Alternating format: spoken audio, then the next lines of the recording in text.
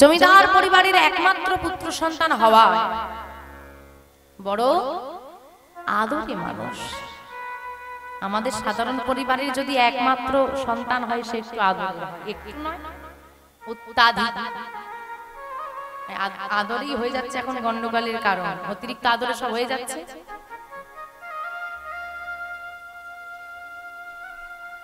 আদর ঠিক আছে, শোনো,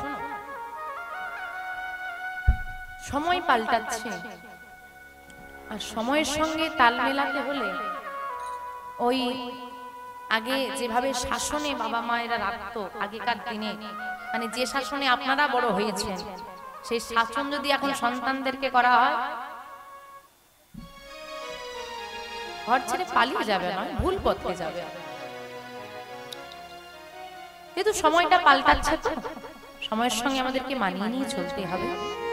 তবে একটা কথা মনে রাখবে, লবণ ছাড়াও যেমন ব্যঞ্জন গ্রহণযোগ্য হয় না, তেমন অতিরিক্ত লবণও কিন্তু সেটা গ্রহণযোগ্য নয়। তদ্রূপ একটা সন্তান যেমন একদম আদর ছাড়া সে বিপথে যেতে পারে, যদি আদর কেউ না দেয় তাহলে বিপদে পড়তে যাবে, আবার অতিরিক্ত আদর দিলেও কিন্তু তার জন্য ঠিক নয়। এইবার সেটা মায়েদেরকে বুঝতে হবে যে কতটা কি দেওয়া প্রয়োজন, সেটা পরিবেশ হিসেবে। আপনার এলাকায় যেরকম পরিবেশ নিশ্চয়ই আমার এলাকায় সেরকম পরিবেশ হবে না। পরিবেশ হিসেবে আপনাকে বুঝতে হবে কোনটা আপনার সন্তানের জন্য ভালো। এখন বেশিরভাগ মায়েরাই বোঝে না।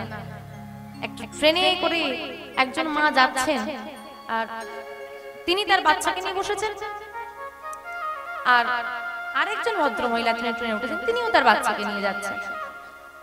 তো তিনি নিউজ পেপার পড়তে পড়তে যাচ্ছেন আর তার পাশে তার বাচ্চাটা ছোট্ট একটা বই বের করে পড়ছে, অথচ তারই অপোজিট সাইডে বাচ্চাটা ফোনের জন্য ভীষণ বায়না করছে, তার মাথাকে ফোন দিয়ে বসিয়ে দিয়েছে। তো সেই মা জিজ্ঞেস করছে, যিনি নিউজ পেপার পড়ছেন তাকে জিজ্ঞেস করছে, আচ্ছা আমার বাচ্চা তো সারাদিন ফোনের জন্য এত বায়না করে, আমি অতিষ্ঠ হয়ে যাই, আপনি কি করে ট্রেনের মধ্যে আপনার বাচ্চা বই নিয়ে বসে আছে, কি করে করলেন এটা? তখন তিনি একটা সুন্দর উত্তর দিয়েছিলেন, বাচ্চারা শোনে না, বাচ্চারা দেখে। বাচ্চারা শোনে কম, দেখে বেশি। তুমি কোনো কথাটাকে বারবার বারবার বলবে, সে কিন্তু শুনবে না। তুমি করো, তোমার দেখে করো। আপনার বাড়িতে যে মেয়েটা 15 বছর বয়সী, তাকে বলুন তো, হ্যাঁ রে মা একটু তুলসী তলায় প্রদীপটা দিয়ে দে তো, কি বলে? তুমি যাও তো, ভালো লাগছে না, বলে হ্যাঁ কি না। তোমার বাড়িতে যে 5 বছরের বাচ্চাটা আছে, ধূপটা ধরতে পারে না, এখানে সেখানে লাগিয়ে দেবে, তুমি দিতে চাও না, কিন্তু সেটার জন্য সে বায়না করে ধুলাই লাগে। সাবধানতা বজায় রাখো, কিন্তু আমি তবুও বলবো তুমি দাও, তুমি ধরো হাতটা, কিন্তু একটু দাও। কারণ ওই 5 বছরে যদি তুমি না দাও, 15 বছরে গিয়ে সে আর নিতে চাইবে। আগে অভ্যেসে আনতে হবে। বর্তমান পরিস্থিতি দেখুন, আমার কথা বিশ্বাস না হলে পরীক্ষা করুন বাড়িতে। আপনার ছোট্ট বাচ্চাদের গলায় তুলসীর মালা দিন, দেখুন সে পরে কিনা। আর আপনার বাড়িতে যে বড় মেয়েটা আছে তার গলায় তুলসীর মালা দিন, দেখুন সে পরে কিনা। করবে? করবে না। বাচ্চারা কিন্তু খুলবে না, ও পরে থাকবে। ও দেখছে আমার মা পড়েছে, আমি পড়েছি, ও যখন 15 বছর বয়স হবে সে ও কিন্তু খুলবে না, ও পরেই থাকবে। যাকে আপনি 5 বছরে দেননি সে 25 বছরে কি নিশ্চয়ই পড়বে না। আপনাকে ছোট থেকে শেখাতে হবে, একটু ধৈর্য শেখান, আদর দিন, শাসন সহিত। কিন্তু লালাবাবুর ক্ষেত্রে সেটা একটু অন্যরকম, এবং লালাবাবুর পিতার ক্ষেত্রে সেটা অন্যরকম। লালাবাবুর পিতা জমিদার পরিবারে, 2 জমিদারের এক ছেলে, আবার লালাবাবু জমিদার পরিবারের একমাত্র পুত্র সন্তান। ফলাফল দেখতে, যেহেতু 2 জমিদারের এক সন্তান লালাবাবুর পিতা, তিনি অহংকারী হয়ে তৈরি হয়েছে, যা চাইছে সব অহংকারী। তার পুত্র লালাবাবু, তিনি অহংকারী না হলেও তার আত্মসম্মান বোধ ছিল প্রবল। যেহেতু সে কখনো তাকে কেউ শাসন করেনি, আঘাতজনক কোনো কথা বলেনি, যা চায় তাই পায়, এইরকম দুজনের তৈরি হওয়া সেই লালাবাবু, তিনি দেখতে দেখতে 12 বছরের হয়েছেন। আর 12 বছরের লালা জমিদারি বাড়ির বারান্দায় খেলা করছেন। এমন সময় দরজার সামনে একটা চিৎকার ভেসে এলো। চিৎকার করে দরজা থেকে কেউ বলছে, বাবু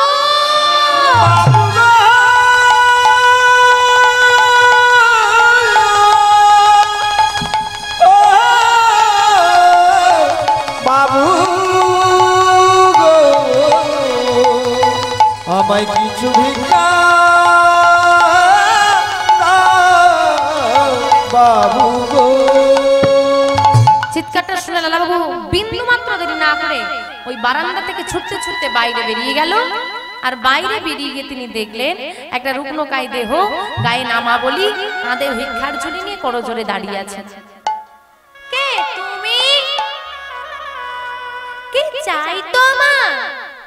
বাবু, আমি একজন কন্যাদায়গ্রস্ত ব্রাহ্মণ, আমায় কিছু সাহায্য করুন বাবু, আমায় কিছু সাহায্য করুন। কন্যাদায়গ্রস্ত মানে মেয়ের বিয়ে দিতে হবে। তুমি আমাদের বাড়িতে সাহায্য চাইতে এসেছো? তারা আমি তোমাকে এক্ষুনি সাহায্য দেব। প্রহরী, ও প্রহরী, বলুন ছোট বাবু, যাও এই ব্রাহ্মণকে এখনই তুমি 1000 টাকা দান করে দাও। আগে লালাবাবু দাঁড়িয়ে রইলেন ভিখারির সম্মুখে, আর প্রহরী গিয়েছে অর্থটা আনতে। কিন্তু যতই লালাবাবু নির্দেশ দিক না কেন, প্রহরী জমিদারের অনুমতি ছাড়া কিছুই করতে পারবে না। আর জমিদারকে, লালাবাবুর পিতা বর্তমান জমিদার হয়ে বসে আছে, সেই পিতার কাছে গিয়ে দাঁড়িয়েছেন প্রহরী। এখন মা আপনারা চিন্তা করুন, এখন যদি আপনাদের দরজায় কোনো ভিখারি আসে, আপনারা কতটা অর্থ প্রদান করেন বা কি দেন?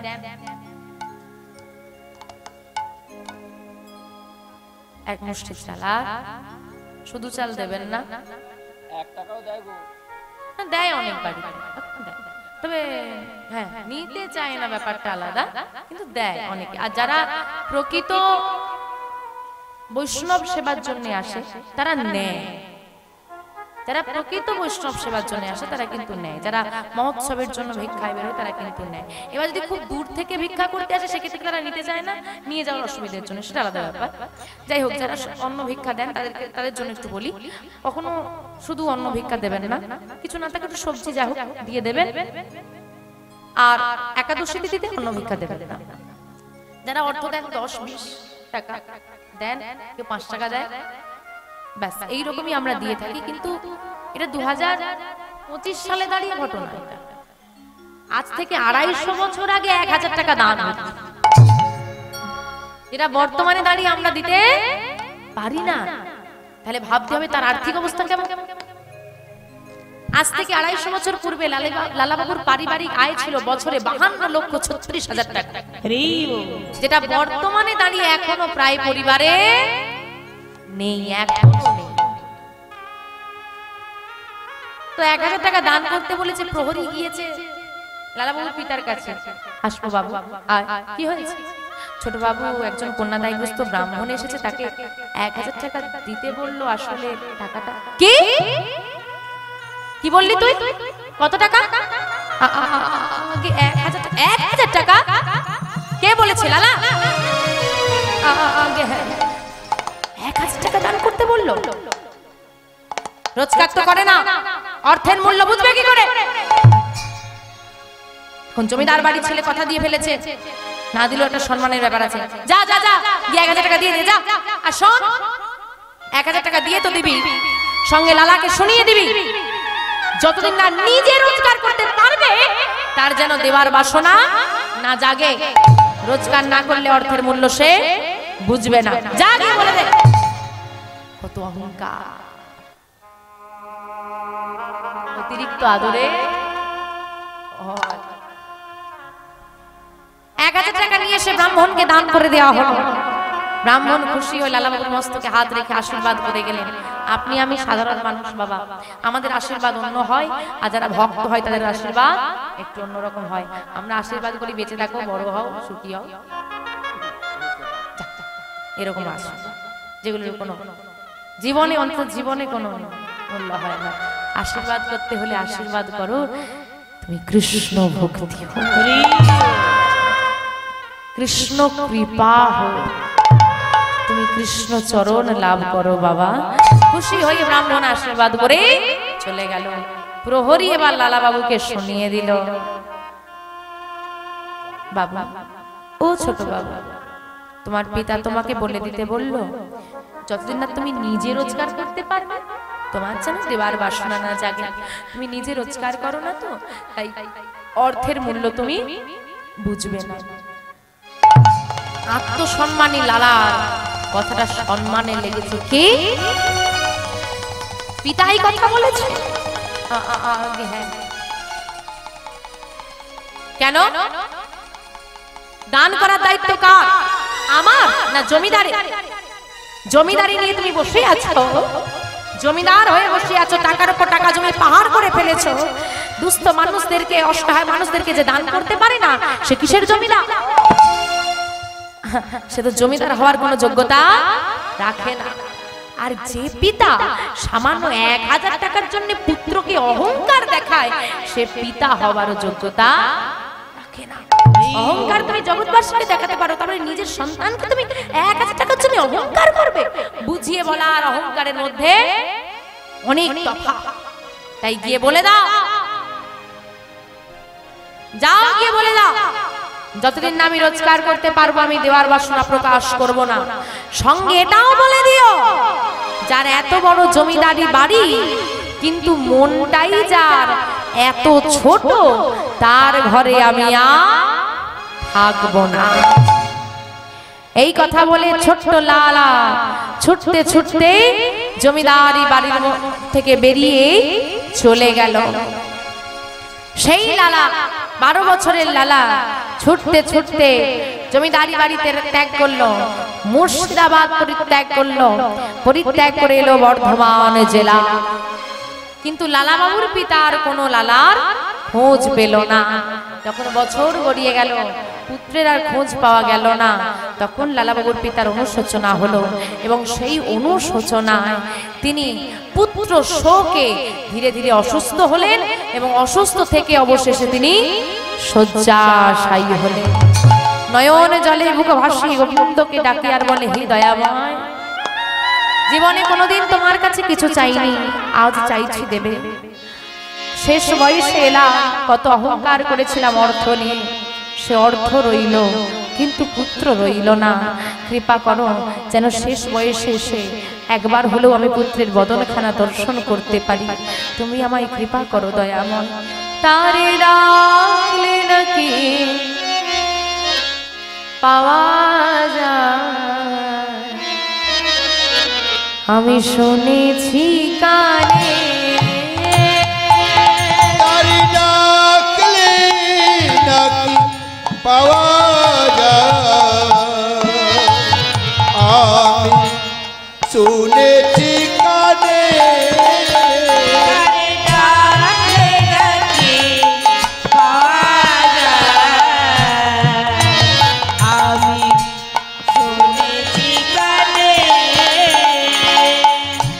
তুমি নাকি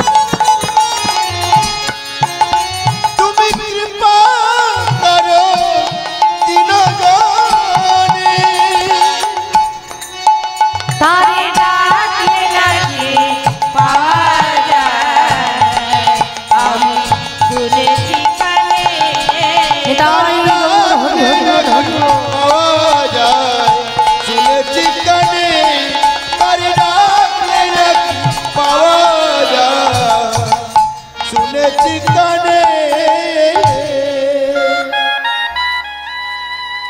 খবর এলো জমিদার বাবু লালার খোঁজ পাওয়া গেছে। কোথায় লালা? বর্ধমানে। যাও তোমরা গিয়ে ফিরিয়ে আনো। কত প্রহরী এলো কিন্তু লালাকে ফেরাতে পারল না। তার এত অহংকার, তার আমি মুখটাও দর্শন করতে চাই না। জমিদার বাড়ির ছেলে, যার বাড়ির ধন সম্পত্তির কোনো হিসেবই নেই, সেই বাড়ির ছেলে এখন 20 টাকা বেতনে একটা সেরিস্তাদারি কাজ করে। 20 টাকা বেতন, তবুও অহংকারী পিতার কাছে ফিরব না। এতটা আত্মসম্মান যেমন একদিকে, অপরদিকে আরেকটা জিনিসের প্রমাণ আমরা পাই যে সম্পত্তির প্রতি কোনো লোভ ছিল না, তার নেই প্রথম থেকে। সবাই তো সমান হয় না বাবা। যাই হোক, সবাই ফিরে এলো 2 বার 3 বার 4 বার, কিন্তু ফেরাতে আর পারলো না। যখনই ফিরে আসে, এসে জিজ্ঞেস করে কি গো লালা আসে? জমিদার বাবু তো যেতে পারছে না, শয্যাশায়ী হয়ে গেছে। একটাই কথা, আপনি কি করেছেন জানি না, কিন্তু পুত্র তো আপনার বদনটাও দর্শন করতে চায় না। আরো শোকটা বাড়তে শুরু করলো। অবশেষে পুত্র শোকেই জমিদারের প্রাণ চলে গেল। চিন্তামণি বিধি মিলাই হলো আনি গোড়া বড় দয়ার ঠাকুর। গৌরহরি কত দয়া। ভক্ত প্রশ্ন করছে যে আচ্ছা, এক রাজার প্রশ্ন ছিল। ইসলাম ধর্মের একজন রাজা, তিনি তার একজন সভাসদ ছিলেন সনাতন ধর্মী। তিনি প্রশ্ন করছেন, আচ্ছা তোমাদের ব্যাপারটা আমি ঠিক বুঝি না বাবা, তোমাদের ভগবান যদি এতই শক্তিশালী, তার যদি এত দেবতা আছে, আছে তো আমাদের ভগবান, কত সভাসদ আছে, আমাদের ভগবানের কি কম সঙ্গী আছে? তা সত্যি যদি ভক্তদেরকে উদ্ধার করার তার উদ্দেশ্য থাকে, নিজে আসার কি দরকার? এতজন আছে, তাদেরকে পাঠাতে পারলো না, নিজে এলো কি করতে? প্রশ্নটা ভালো না খারাপ? এত দেবদেবী আছে, তাদেরকে পাঠালে নিজে আসার কি দরকার ছিল? বলছে রাজামশাই, এটা তো আমি বলতে পারবো না, তবে আমি চেষ্টা করছি বলার। আমি একটু জেনে সময় নিয়ে বলি, ঠিক আছে? তো কিছুদিনের মধ্যে সে সভাসদ কি করেছে জানো? রাজার একটা মাত্র পুত্র ছিল, ছোট। এবার বাচ্চারা জানেন খেলনা দেখতে বেশি ভালোবাসে, তো বহু রকমের খেলনা কিনে এনে ওই রাজামশাইয়ের বাড়ির মধ্যে, মহলের মধ্যে একটা গুপ্ত ঘরে খেলনাগুলোকে রেখে বাচ্চাটাকে নিয়ে গেছে। নিয়ে গিয়ে ছেড়ে দিয়েছে। সে তো খুব আনন্দ, সে আনন্দে খেলা করছে, আর এই বাইরে দিয়ে তালা বন্ধ করে। এবার কিছুক্ষণ পর রানীমা বলছে, আরে বাবুকে খুঁজে পাওয়া যাচ্ছে। চারিদিকে খোঁজ ছড়িয়ে পড়লো, সারা জমি মহলে খোঁজ চলছে, রাজকুমারকে খুঁজে পাওয়া যাচ্ছে না। ঘন্টা পেরিয়ে গেছে। তাহলে রাজার ছেলে বলে কথা, আমাদের বাড়ির ছেলেদেরকে খুঁজে না পাকলে আমাদের কিরকম অবস্থা হয়? রাজার একটাই ছেলে, কি হবে? চারিদিকে খোঁজ করতে করতে হঠাৎ একজন প্রহরী ছুটতে ছুটতে এসে বলছে, রাজামশাই পাওয়া গেছে, রাজকুমারকে পাওয়া গেছে। কোথায়? না ওই ওই যে বিশাল সরোবরটা আছে আমাদের ওই মহলের পাশে, সেই সরোবরের মাঝখানে একটা নৌকার উপর বসে আছে। সঙ্গে কে আছে? সঙ্গে কেউ নেই। কেউ নেই মানে যদি পড়ে যায় বাঁচবে? আর রাজামশাই ছুটতে ছুটতে গিয়ে জলে ঝাঁপ দিয়ে, আর ঝাঁপ দিয়ে সাঁতার কেটে নিজেই গিয়ে সেই যখন ছেলেটাকে তুললো, দেখছে সেটা হচ্ছে রাজকুমারের একটা অবয়ব খড় দিয়ে তৈরি করে তার উপর বসানো আছে রাজকুমার। সে ভালো করে নৌকাটা খুঁজে দেখলো কেউ কোথাও নেই, আবার সাঁতার দিয়ে তিনি ফিরে এসে এইবার বলুন রাজামশাই কেমন লাগে? আপনাদের কেমন লাগে? প্রচন্ড রেগে গেছে। কে দুষ্কর্ম করেছে তার আমি শিরচ্ছেদ করে দেবো, বলো কি করেছে? আপনি আপনি মহলে ফিরে চলুন। আপনি মহলে কোন রকম বুঝিয়ে সুজিয়ে রাজামশাইকে মহলে ফিরে এলো। তার মেজাজ ঠান্ডা হচ্ছে না, যে করেছে তার শিরচ্ছেদ করবো। সেই সভাসদ করজোড়ে দাঁড়িয়ে বলেন, আমাকে ক্ষমা করুন, এই কাজটা আমি করেছি। এত বড় স্পর্ধা তোমার, তুমি এত বড় দুষ্কর্ম করেছো,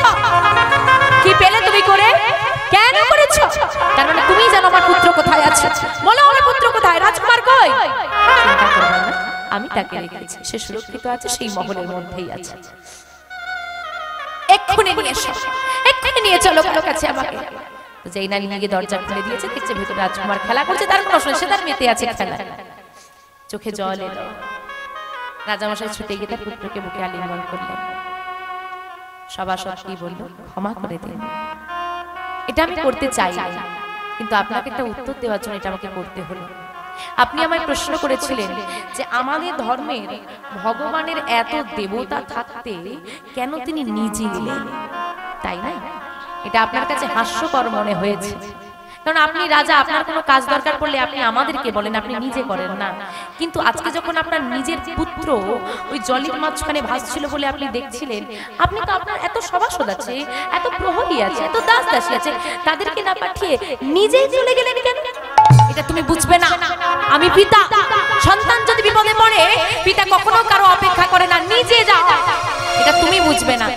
রাজামশাই আপনিও বুঝবেন না, বিশ্বপিতার সন্তান আমরা, আমরা বিপদে পড়লে আমার পিতা কি করে হাত ঘুরিয়ে অন্যের ওপর দায়িত্ব চাপিয়ে দিয়ে বসে থাকবে? আমরা তার সন্তান, আপনার পুত্র বিপদে পড়ে যখন আপনি কারো অপেক্ষা করেননি, আপনার এত দাস দাসী, এত প্রহরী, এত সৈন্য সামন্ত থাকা সত্ত্বেও আমাদের ভগবান কি করে পরের ওপর দায়িত্ব দিয়ে নিজের সন্তানকে বিপদের মুখে ফেলে দিয়ে বসে থাকে বলেন? এই জন্য বলেছেন যে আমাদের গৌরহরির মতো দয়াল কেউ হবে না। এবি অস্ত্র না ধরিলা প্রাণী কারণ আমারিলা, হরি নাম দিয়ে চিত্ত শুদ্ধ করিল সব, চিত্ত শুদ্ধ করিল সব। তারপর যুগে শ্রীকৃষ্ণ কংসকে বধ করেছে, ত্রেতা যুগে শ্রী রামচন্দ্র রাবণকে বধ করেছে। রাবণ যদি দুষ্ট হয়, চাঁদ গাজী কি দুষ্ট নয়? শিশুপাল যদি দুষ্ট হয়, জগাই মাধাই কি দুষ্ট নয়? কিন্তু কৃষ্ণ শিশুপালকে বধ করেছে, আর আমার গৌরহরি চাঁদ গাজীকে উদ্ধার করেছে। অস্ত্র ধরেননি, এবি অস্ত্র না ধরিলা, কোন অস্ত্র ধরেননি, প্রাণী কারো নাম মারিলাম, প্রাণী কাউকে মারলেন না, হরি নাম দিয়ে চিত্তটা শুদ্ধিকরণ করলেন। হ্যাঁ, পুলিশ চোরকে ধরে নিয়ে গিয়ে দুটো চোর মারতে পারবে, কিন্তু তার চুরি মানসিকতা ছাড়াতে পারবে না, সেটা একমাত্র পারবে সাধু। তেমন কৃষ্ণের বধ করার ক্ষমতা ছিল, কিন্তু চিত্ত শুদ্ধিকরণের ক্ষমতা একমাত্র আমার গৌরহরির আছে। তাই বললেন, ধন্য কলিযুগ ধন্য অবতীর্ণ আমার শ্রী চৈতন্য, বলি চৈতন্য মহাপ্রভু কি। আমার গৌরহরির ভালোবাসা আমাদের ভারতবর্ষের মাটি ছাড়িয়ে বিদেশে পৌঁছে গেছে, তাই না? আর তোমাদের গৌরহরির প্রতি ভালোবাসা প্যান্ডেলের বাইরে বেরোচ্ছে। জোরে দাও, তার ভালোবাসায় জগৎ ভেসে গেল, তোমাদের ভালোবাসা প্যান্ডেলের বাইরে বেরোচ্ছে না। জোরে জয়ধ্বনি দিতে হবে, কি দেওয়া যাবে? জয় জয় শ্রী চৈতন্য মহাপ্রভু কি, জয় জয় শ্রী চৈতন্য মহাপ্রভু কি, আমার নিতাই চাঁদে কি, নবদ্বীপ ধামে কি, আমার গৌরে লোরে।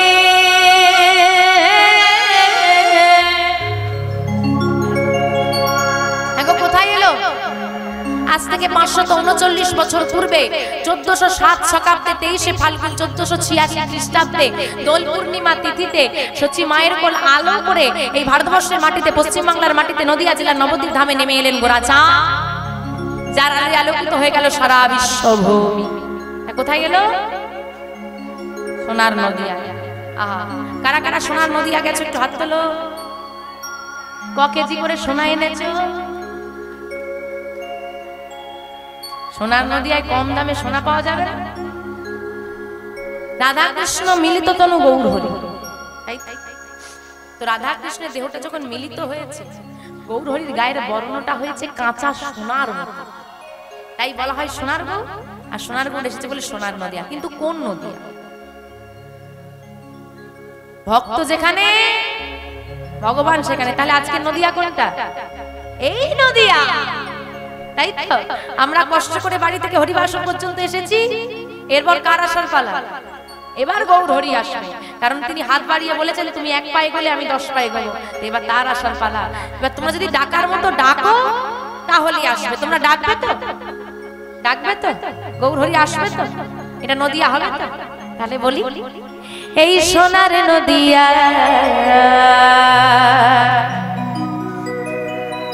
উলুধ্বনি হরি ধ্বনির নিতাই গৌর হরি হরি বল হরি বল। সবে তো শোনা যায় আমাদের গৌরে লোরে। গৌরে লোরে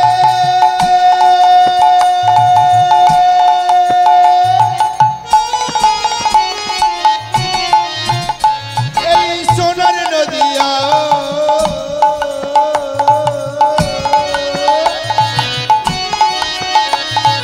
উলুধ্বনি হরিধ্বনি শব্দ শোনা যায় আমাদের গৌরে লোরে।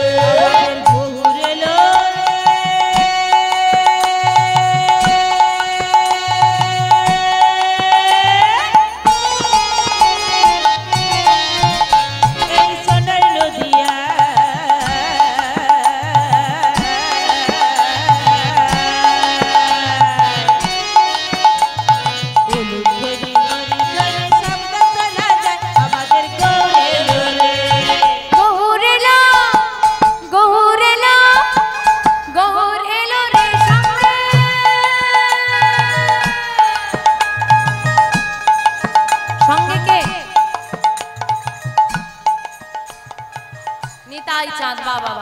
সবার বাড়িতে নিতাই গৌরের চিত্রপট আছে? সবার বাড়িতে আছে? সবার বাড়িতে আছে? হাতগুলো কেমন আছে দেখেছো? কেমন আছে দেখি, তোমাদের গুলো কেমন আছে? আরে বাবা নদিয়া বানাও তবে না নদিয়ার চাঁদ আসবে। আর নদিয়ায় কেউ এমন করে না, যা হোক দেখি গৌর হরি কাকে কাকে হাত দিয়েছে তারা হাত তোলো। আর যাদেরকে গৌর হরি হাত দেয়নি, হাত নেই, তুলতে হবে না। যদি দিয়ে থাকে তাহলে তোলো, বাবাদের হাত নেই তোলো। আচ্ছা দাঁড়াও দাঁড়াও দাঁড়াও, বাবাদের সমস্যাটা একটু বলবো, কিছু মনে করবে না তো? কিছু মনে করবে না, সত্যি কথা বলবে, এইখানে চলে।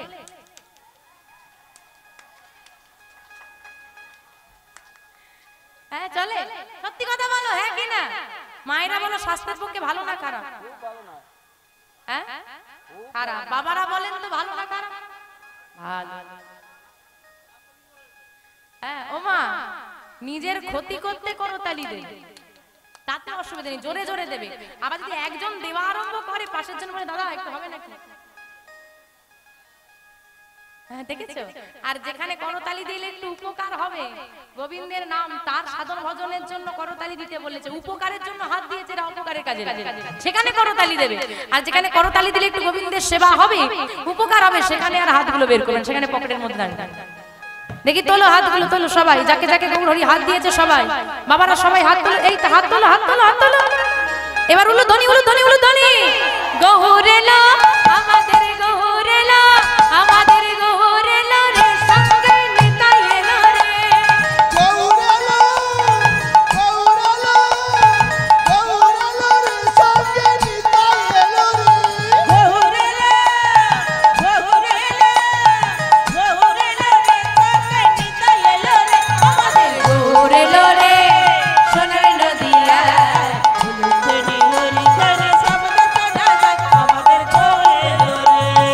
গৌরেলো রে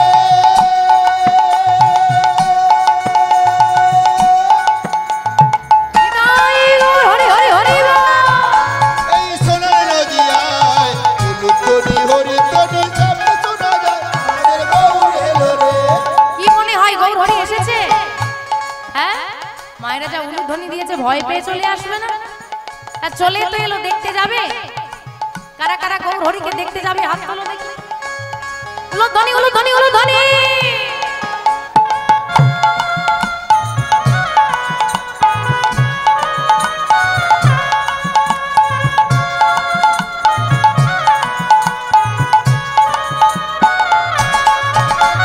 কে কে তোরা, ওরে কে কে তোরা,